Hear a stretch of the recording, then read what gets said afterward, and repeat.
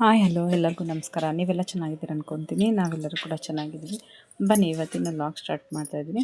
ಏನಂದರೆ ಇದು ವರ್ಷದ ಕೊನೆಯ ಲಾಗ್ ಆಗಿರುತ್ತೆ. 2025ರ ಕೊನೆಯ ಲಾಗು.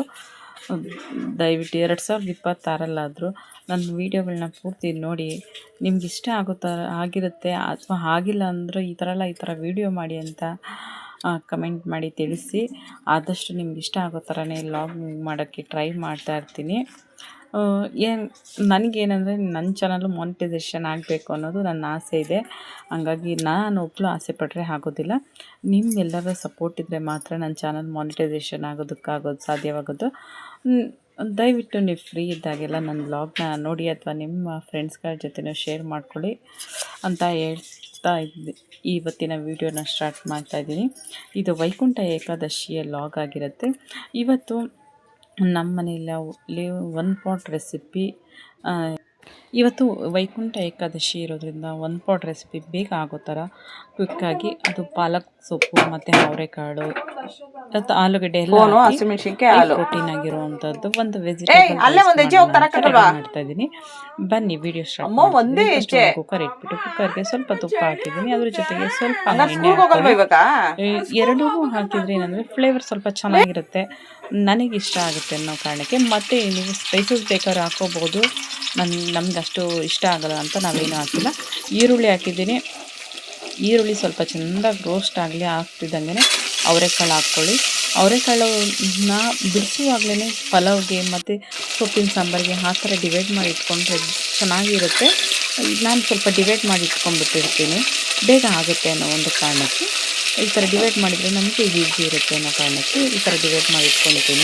ಯಾಕಂದರೆ ಅವರೆಕಾಳಲ್ಲಿ ಇಕ್ಕಿದ ಬೇಳೆಕಾಳು ಇರುತ್ತೆ. ನಮ್ಮ ನಾನೊಂದು 2 kg ಅವರೆಕಾಳು ತೊಗೊಂಡಿದ್ದೆ. ಹಾಗಾಗಿ ಇಕ್ಕಿದ ಬೇಳೆಗಾಗುವಂಥ ಕಾಳು ಸಪ್ರೇಟು, ಉಪ್ಪಿಟ್ಟಿಗೆ ಆಗೋವಂಥ ಕಾಳು ಸಪ್ರೇಟು, ಸಾಂಬಾರ್ಗಾಗೋ ಥರ ಬಿಡಿಸ್ಕೊಂಡಿರ್ತೀನಿ. ಅದು ಕೆಲವೊಬ್ರಿಗೆ ಗೊತ್ತಿರುತ್ತೆ.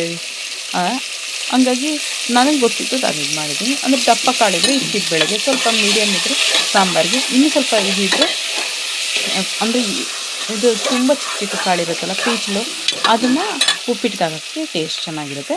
ಅವರೆಕಾಳು ಚೆನ್ನಾಗಿ ರೋಸ್ಟ್ ಆಗ್ತಾ ಇರುತ್ತೆ. ಅದೇ ಟೈಮಲ್ಲಿ ನಾವು ಆಲೂಗೆಡ್ಡೆ ಕೂಡ ಹಾಕ್ಬಿಟ್ರೆ ಅದನ್ನು ಟೇಸ್ಟ್ ಚೆನ್ನಾಗಿರುತ್ತೆ ಅನ್ನೋ ಕಾರಣಕ್ಕೆ ನಾನು ಆಲೂಗೆಡ್ಡೆ ಕೂಡ ಹಾಕ್ತೀನಿ. ನೀವು ಪಾಲಕ್ ಸೊಪ್ಪನ್ನ ಹಚ್ಚಬೇಕಾದ್ರೆ ಹಾಕೋಬೋದು. ನಾನಿಲ್ಲಿ ಪಾಲಕ್ ಸೊಪ್ಪನ್ನ ಹಾಕ್ಕೊತಾ ಇದ್ದೀನಿ. ಇದು ಕೆಲಸಕ್ಕೆ ಹೋಗೋ ಹೆಣ್ಮಕ್ಳಿಗಂತೂ ಬೇಗ ಆಗುತ್ತೆ. ಮತ್ತು ಈ ಪ್ರೋಟೀನ್ ಏನಾದರೂ ಬೇಕು, ನಾವು ಏನಾದ್ರು ಒಂದು ತಿನ್ನಬೇಕು ಅಂತ ಅನಿಸಿದ್ರೆ ಆವಾಗಲೂ ಇದು ಚೆನ್ನಾಗಿರುತ್ತೆ ರೈಸು. ಏನಕ್ಕೆ ಅಂದರೆ ಅರ್ಜೆಂಟಾಗಿ ಹೋಗ್ತಾ ಇರ್ತೀವಿ, ಎಲ್ಲಾದ್ರೂ ಆ ಟೈಮಲ್ಲಿ ಕೆಲಸಗಳಾಗೋದಿಲ್ಲ. ಇವಾಗ ನನಗೂ ಏಕಾದಶಿ ಇರೋದ್ರಿಂದ ಪದೇ 2-3 ಅಡುಗೆಗಳು ಮಾಡೋಕ್ಕಾಗಲ್ಲ ಅಂತಂದ್ಬಿಟ್ಟು ನಾನು ಈ ಥರ ಮಾಡಿದೆ. ಇವು ಸ್ವಲ್ಪ ರೋಸ್ಟ್ ಆಗ್ತಿದ್ದಂಗೆ ಟೊಮೊಟೊ ಹಾಕ್ಕೊಳ್ಳಿ. ಹಸಿಮೆಣ್ಸಿನ್ಕಾಯಿ ಬೇಕಾದರೂ ಹಾಕೋಬೋದು. ನಾನು ಇಲ್ಲಿ ರುಬ್ಬಕ್ಕೆ ಹಾಕ್ಕೊಂಡಿರ್ತೀನಿ ಅಷ್ಟೇ. ರುಬ್ಬಕ್ಕೆ ಹಸಿಮೆಣ್ಸಿನ್ಕಾಯಿ, ಈರುಳ್ಳಿ, ಬೆಳ್ಳುಳ್ಳಿ ಹಾಕ್ಕೊಂಡಿದ್ದೀನಿ, ಶುಂಠಿ ಹಾಕ್ಕೊಂಡಿದ್ದೀನಿ, ಆಮೇಲೆ ಪುದೀನ ಹಾಕ್ಕೊಂಡಿದ್ದೀನಿ, ಕೊತ್ತಂಬರಿ ಸೊಪ್ಪನ್ನ ಹಾಕ್ಕೊಂಡಿದ್ದೀನಿ, ಮತ್ತು 1 ಟೊಮೊಟೊ ಹಾಕ್ಕೊಂಡಿದ್ದೀನಿ. ಇದಿಷ್ಟು ರುಬ್ಕೊಂಡ್ಬಿಟ್ರೆ ಬೇಕಾದ್ರೆ ನೀವು ಚಕ್ಕೆ ಲವಂಗ ಬೇಕಾದ್ರೆ ಹಾಕ್ಕೋಬೋದು. ಗರಂ ಮಸಾಲ ಇಲ್ಲಾಂದರೆ ಚಕ್ಕೆ ಲವಂಗ ಹಾಕ್ಕೊಳ್ಳಿ. ಇರೋರು ಗರಂ ಮಸಾಲ ಹಾಕ್ಕೊಂಡ್ರು ನಡೆಯುತ್ತೆ. ಇದೆಲ್ಲ ರುಬ್ಬೋ ಅಷ್ಟೊತ್ತಲ್ಲಿ ಇದು ಕೂಡ ಸ್ವಲ್ಪ ರೋಸ್ಟ್ ಚೆನ್ನಾಗಿರುತ್ತೆ. ಈ ರೋಸ್ಟ್ ಆಗಿರೋದಕ್ಕೆ ನಾವೇನು ರುಬ್ಕೊಂಡಿರ್ತೀವಿ ಅದನ್ನು ಹಾಕಬೇಕು. ಅದಕ್ಕಿಂತ ಮುಂಚೆ ಸ್ವಲ್ಪ ಅರಿಶಿನ ಪುಡಿ, ಒಂದು ಸ್ವಲ್ಪ ಗರಂ ಮಸಾಲ ಹಾಕಬೇಕು. ಸ್ವಲ್ಪ ಅರಿಶಿನ ಪುಡಿ ಗರಂ ಮಸಾಲ ಹಾಕ್ತಿದ್ದಂಗೆ ಈ ರುಬ್ಬಿರೋದನ್ನು ನಾನು ಹಾಕ್ಕೊತೀನಿ.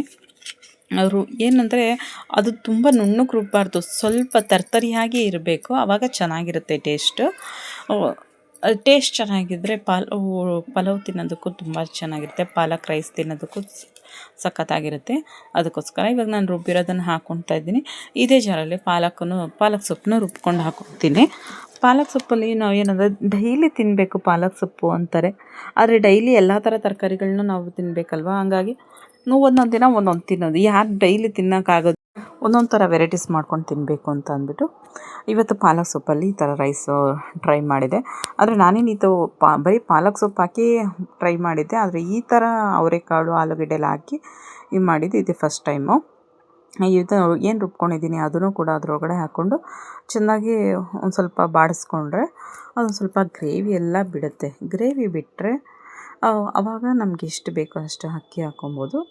ನೀವು ನಿಮ್ಮ ಮನೆ ಅಳತೆಗೆ ಎಷ್ಟು ಅಕ್ಕಿ ಹಾಕ್ಕೊತೀರ ಆ ಅಳತೆ ತಕ್ಕನಾಗಿ ಮಸಾಲೆಗಳನ್ನ ಹಾಕ್ಕೊಬೇಕು.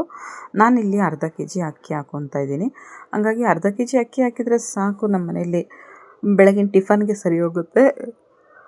ಒಬ್ಬರೊಬ್ಬರು ಏಕಾದಶಿ ಉಪವಾಸ ಇರ್ತಾರೆ. ನಮ್ಮ ಮನೇಲಿ ನಾನು ಮತ್ತು ನನ್ನ ಮಗಳು, ನಮ್ಮ ಹಸ್ಬೆಂಡ್ ಇದ್ದರು. ಅದರ ಫುಲ್ ಡೇ ಇರಲಿಲ್ಲ, ಅಂದರೆ ನೈಟ್ವರೆಗೂ ಅಷ್ಟೇ. ಅದಾದಮೇಲೆ ಊಟ ಮಾಡಿದ್ವಿ. ಇವಾಗ ಚಿಲ್ಲಿ ಪೌಡ್ರ್ ಹಾಕ್ಕೊತಾ ಇದ್ದೀನಿ. ಚಿಲ್ಲಿ ಪೌಡ್ರ್ ಹಾಕಿ ಅದನ್ನು ಸ್ವಲ್ಪ ಬಾಡಿಸ್ಕೊಬೇಕು. ನೈಟ್ ಊಟ ಮಾಡಿದ್ವಿ ನಾವು, ಮತ್ತು ಬೆಳಗ್ಗೆ ನೈಟೆಲ್ಲ ಇರಲಿಲ್ಲ, ಆಗಲಿಲ್ಲ ಫ್ರೆಂಡ್ಸ್. ಅಷ್ಟಿರೋಷ್ಟೊತ್ತಲ್ಲೇ ಒಂಥರ ಗ್ಯಾಸ್ಟ್ರಿಕ್ ಥರ ಆಗೋಯಿತು ನನಗೆ. ಫುಲ್ ಸುಸ್ತು ಅಂತ ಕೂಡ ಅನಿಸ್ಬಿಡ್ತು. ಅಯ್ಯೋ, ಊಟ ಹೊಟ್ಟೆ ಅನ್ನೋಕ್ಕಿಂತ ಗ್ಯಾಸ್ಟ್ರಿಕ್ ಜಾಸ್ತಿ ಆಗೋಯಿತು. ಅದಕ್ಕೋಸ್ಕರ ನೋಡಿ, ನಾನು ಅರ್ಧ ಕೆ ಜಿ ಅಕ್ಕಿಗೆ 2 ಗ್ಲಾಸ್ ನೀರು ಹಾಕ್ಕೊಂಡಿದ್ದೀನಿ. ಅರ್ಧ ಕೆ ಜಿ ಅಕ್ಕಿ ತೊಳೆದ್ಬಿಟ್ಟು ಹಾಕಿದ್ರೆ ರೈಸ್ ಬಿಸಿ ಬಿಸಿಯಾದ ಪಾಲಕ್ ಅವರೆಕಾಳು ರೈಸ್ ರೆಡಿ ಆಗೋಯಿತು. ಇದಂತೂ ಸ್ಪೆಷಲಾಗಿ ಕೆಲ್ಸಕ್ಕೆ ಹೋಗೋ ಹೆಣ್ಮಕ್ಳು ಬೇಗ ಮಾಡ್ಕೊಳ್ಳೋ ಅಂಥ ರೈಸ್ ಕೂಡ ಆಗಿರುತ್ತೆ. ಟೈಮ್ ಇಲ್ಲದೆ ಇದ್ದಾಗ ಈ ಥರ ಒಂದು ಏನಾದ್ರು ಕ್ವಿಕ್ಕಾಗಿ ಮಾಡಬೇಕು ಅಂತ ಅನಿಸ್ದಾಗ ಈ ಥರ ಒಂದು ರೈಸ್ನ ನಾವು ಟ್ರೈ ಮಾಡ್ಬೋದು. ಎಷ್ಟು ಚೆನ್ನಾಗಿದೆ ನೋಡಿ, ಹುಡಿ ಹುಡಿಯಾಗಿ. ಸೇಮ್ ಹೋಟೆಲ್ಗಿಂತ ತುಂಬ ಟೇಸ್ಟ್ ಚೆನ್ನಾಗಿರುತ್ತೆ. ಒಂದು ಸಲ ಈ ಥರ ಒಂದು ಸಲ ಟ್ರೈ ಮಾಡಿ. ಇವಾಗ ಪಾಲಕ್ ಸೊಪ್ಪೇ ಆಗಲಿ, ಸೊಪ್ಪಿಂದು ಸೀಸನ್ ಇದೆ, ಅಂದರೆ ಸೊಪ್ಪು ಸ್ವಲ್ಪ ಕಮ್ಮಿ ರೇಟಲ್ಲಿ ಸಿಗುತ್ತಾ ಇದೆ.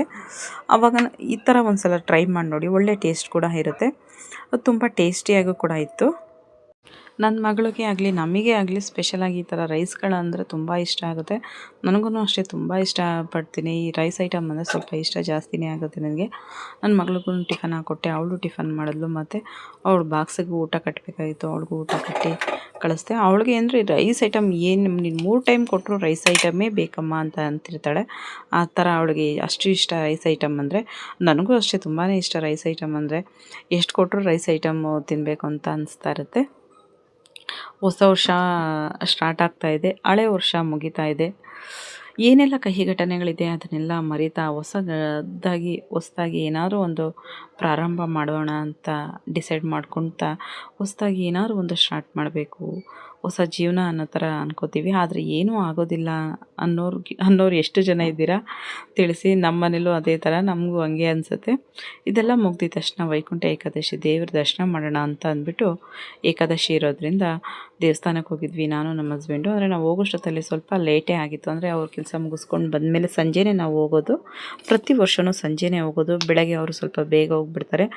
ಜನ ಜಾಸ್ತಿ ಇದ್ದಾಗ ಸ್ವಲ್ಪ ರಶ್ ಇದ್ದರು, ಸುಮ್ಮನೆ ಏನಕ್ಕೆ ಕೆಲಸದಲ್ಲಿ ಒಂದು ಮಾತು ಅಂದ್ಬಿಟ್ಟು ಅವರು ಅದೆಲ್ಲ ಇದು ಮಾಡ್ಕೊಳ್ಳಲ್ಲ. ನಮ್ಮ ಮನೇಲಿ ಬೇಗ ಹೋಗೋಕ್ಕಾಗಲ್ಲ, ಸಂಜೆನೇ ಹೋಗೋಣ ಅಂತ ಅಂದ್ಬಿಟ್ಟು ನಾವು ಸಂಜೆನೇ ಹೋಗಿ ದೇವ್ರ ದರ್ಶನನೂ ಕೂಡ ಬಂದ್ವಿ.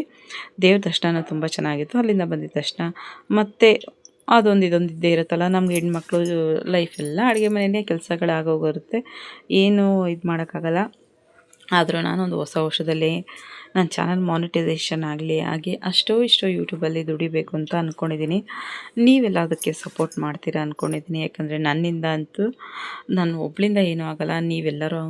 ನೀವೆಲ್ಲರೂ ದೊಡ್ಡ ಮನಸ್ಸು ಮಾಡಿ ನನ್ನ ಚಾನಲಲ್ಲಿರೋ ವೀಡಿಯೋಗಳನ್ನ ನೋಡಿ ಸಪೋರ್ಟ್ ಮಾಡಿದ್ರೆ ಗ್ಯಾರಂಟಿ ಸಾಧ್ಯ ಆಗುತ್ತೆ. ದಯವಿಟ್ಟು ನೀವೆಲ್ಲ ಆದಷ್ಟು ಫ್ರೀ ಮಾಡಿಕೊಂಡು ವೀಡಿಯೋ ನೋಡ್ತೀರಾ ಅಂತ ಅಂದ್ಕೊಳ್ತೀನಿ. ವೀಡಿಯೋ ನೋಡಿ ಸಪೋರ್ಟ್ ಮಾಡಿ ಫ್ರೆಂಡ್ಸ್. ಈ ಸಲ 2026ರಲ್ಲಾದರೂ ನನ್ನ ಚಾನಲ್ ಮಾನಿಟೈಸೇಷನ್ ಆಗೋ ಥರ ಮಾಡಿ, ಅಷ್ಟೋ ಇಷ್ಟೋ ಏನೋ ಒಂದು ಇನ್ಕಮ್ ಬರೋ ಥರ ಮಾಡ್ತೀರಾ ಅಂತ ಅಂದ್ಕೊಂಡಿದ್ದೀನಿ. ನೋಡಿ, ನಾನು ಏಕಾದಶಿ ದಿನ ಸಿಂಪಲಾಗಿ ಈ ಥರ ಮೇಕಪ್ ಮಾಡ್ಕೊಂಡಿದ್ದೀನಿ, ಈ ಥರ ರೆಡಿಯಾಗಿದ್ದೀನಿ. ಈ ವಿಡಿಯೋ ನಿಮಗೆಲ್ಲರಿಗೂ ಇಷ್ಟ ಆಗಿದೆ ಅಂದ್ಕೊತೀನಿ ಫ್ರೆಂಡ್ಸ್. ಇದು 2025ರ ಇದು ಲಾಸ್ಟ್ ವಿಡಿಯೋ. 2026ರ ಫಸ್ಟ್ ವಿಡಿಯೋಗಳನ್ನ ಹಾಕಬೇಕು ನಾಳೆದಿಂದ. ಆದರೂ ಲಾಸ್ಟ್ ಅಂತ ಅಂದ್ಬಿಟ್ಟು ಇವತ್ತೊಂದು ವಿಡಿಯೋ ಮಾಡಬೇಕು ಅಂತ ಅನ್ನಿಸ್ತು. ನೋಡೋಣ ಮುಂದೆ 2026 ಹೇಗಿರುತ್ತೆ ಅಂತ. ಏನೇನೋ ಅಂದ್ಕೊತೀವಿ ಫ್ರೆಂಡ್ಸ್, ಆದರೆ ಏನೂ ಆಗೋದಿಲ್ಲ. ಹೊಸ ವರ್ಷ ಬರೀ ಕ್ಯಾಲೆಂಡರ್ ಅಷ್ಟೇ ಚೇಂಜ್ ಆಗುತ್ತೆ ಅಂದ್ಕೊತೀವಿ. ನೋಡೋಣ ಈ ಸಲ 2026 ಲೈಫಲ್ಲಿ ಏನಾದರೂ ಚೇಂಜಸ್ ಆಗುತ್ತಾ ಅಂತ ಅಂದ್ಬಿಟ್ಟು. ನಂತರ ನೀವು ಯಾರಾದ್ರೂ ಏನಾದ್ರು ಹೊಸ ಕನಸುಗಳನ್ನ ಕಟ್ಟಿದರೆ ಕಮೆಂಟ್ ಮಾಡಿ ತಿಳಿಸಿ. ನಿಮ್ಮ ಕನಸು ಎಲ್ಲ ಒಳ್ಳೆಯದಾಗಲಿ, ನೀವು ಅಂದ್ಕೊಂಡಿದ್ದೆಲ್ಲ ನೆರವೇರಲಿ. ನಿಮ್ಗೆಲ್ಲರಿಗೂ ನೀವೇನೇನು ಅಂದ್ಕೊಂಡಿದ್ದೀರಾ ಅದು ಏನೇನು ಆಗಿರಲ್ಲ, ಏನೇನು ಆಗಿರುತ್ತೆ ಕಮೆಂಟ್ ಮಾಡಿ ತಿಳಿಸಿ. ನಾನು ಕೆಲವೊಂದು ಅಂದ್ಕೊಂಡಿದ್ದೆ, ಕೆಲವೊಂದು ಕೆಲಸಗಳಾಗಿದೆ, ಕೆಲವೊಂದು ಕೆಲಸಗಳು ಆಗಿಲ್ಲ. ಆಗಿರೋದ್ರ ಬಗ್ಗೆ ಖುಷಿ ಪಟ್ಟಿದ್ದೀನಿ, ಆಗದಿರೋದ್ರ ಬಗ್ಗೆ ಬೇಜಾರು ಪಟ್ಟಿದ್ದೀನಿ. ಕೆಲವೊಂದು ಸಲ ತುಂಬ ಅಳುನೂ ಕೂಡ ಬಂದಿದೆ. ಹತ್ತಿದ್ದೀವಿ, ಇದೇ ಅಲ್ವಾ ಲೈಫು, ಖುಷಿ ಸಂತೋಷ ಹಾಳು ಈ ಥರ ಎಲ್ಲರ ಜೊತೆ ನಾವು ಕಾಲ ಕಳೆಯೋದೇ ಅಲ್ವಾ. ಎಷ್ಟಿದ್ರೂ ಮನುಷ್ಯನಿಗೆ ಇನ್ನೊಂದು ಏನಾದರೂ ಒಂದೊಂದು ಬೇಕು ಅಂತ ಇರುತ್ತೆ, ಒಂದೊಂದು ಕೊರತೆಗಳಿದ್ದೇ ಇರುತ್ತೆ ಅಲ್ವಾ. ಎಲ್ಲ ಜೀವನದಲ್ಲೂ ಅಷ್ಟೇ ಅಲ್ವಾ ಫ್ರೆಂಡ್ಸ್. ನಮ್ಮ ಜೀವನದಲ್ಲೂ ಅದೇ ಥರನೇ ಬೇಕು ಬೇಡ ಅನ್ನೋದಿದ್ದೇ ಇರುತ್ತೆ. ಇದರ ನಡುವೆ ಹಾಗೆ ಈಗ ವರ್ಷಗಳು ಹೋಗ್ತಾನೇ ಇರುತ್ತೆ, ನಾವು ಅಂದ್ಕೊಂಡೇ ಇರೋದಿಲ್ಲ, ಅಂದ್ಕೊಂಡಿದ್ದಕ್ಕಿಂತ ಹೆಚ್ಚಾಗಿ ವರ್ಷಗಳು ಹೋಗ್ತಾನೇ ಇರುತ್ತೆ. ಈ ವಿಡಿಯೋ ನಿಮಗೆಲ್ಲರಿಗೂ ಇಷ್ಟ ಆಗಿದೆ ಅಂತ ಅಂದ್ಕೊತೀನಿ. ದಯವಿಟ್ಟು ನನ್ನ ಚಾನಲ್ಗೆ ಸಬ್ಸ್ಕ್ರೈಬ್ ಆಗಿ, ಲೈಕ್ ಮಾಡಿ, ಶೇರ್ ಮಾಡಿ, ಎಲ್ಲರ ಜೊತೆ ಈ ವಿಡಿಯೋ ಹಂಚ್ಕೊಳ್ಳಿ ಫ್ರೆಂಡ್ಸ್. ನನ್ನ ಚಾನಲ್ ಮಾನಿಟೈಸೇಷನ್ ಆಗುತ್ತೆ. Thank you friends.